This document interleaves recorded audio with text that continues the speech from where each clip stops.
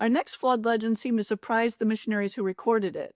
The Montagnais, or Innu, they lived in Quebec, Labrador area, and in 1634, Jesuit missionaries recorded their flood tradition. They recognized that the Montagnais had a flood legend, but they said, quote, that they burdened this truth with many irrelevant fables.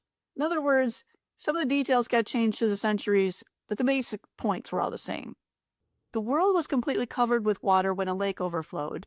Masao, the great hare, in this case it's an animal, but in the Bible obviously it's a human, sends out a raven and it can't find land, so it comes back.